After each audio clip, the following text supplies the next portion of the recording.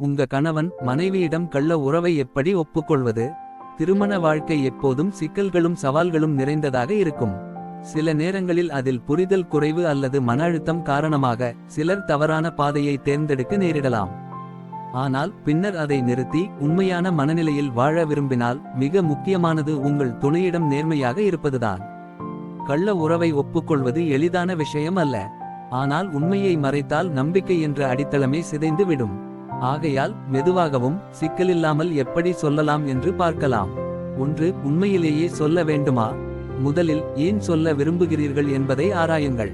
குற்ற உணர்வு குறைய வேண்டும் என்பதற்காக அல்ல, உண்மையாக உங்கள் துணையிடம் நேர்மையாக இருக்க வேண்டும் என்பதற்காக மட்டுமே இதை செய்ய வேண்டும். 2. சரியான நேரத்தை தேர்வு செய்யுங்கள். அவசரத்தில், வேலைப்பளுவில் அல்லது பதட்டமான சூழலில் பேச வேண்டாம்.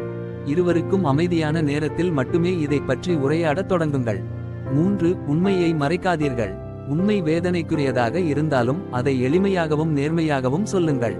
உங்கள் துணைக்கு கேள்விகள் வந்தால் பொறுமையுடன் விளக்குங்கள்.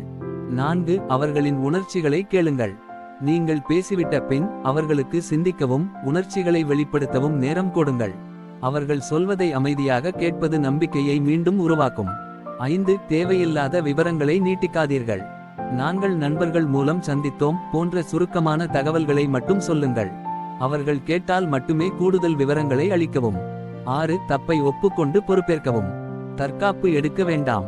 காரணம் சொல்லாமல் நேரடியாக உங்க தவறை ஏற்றுக்கொள்ளுங்கள். அதே நேரத்தில் உங்க துணைக்கு ஆதரவாக இருக்கவும்.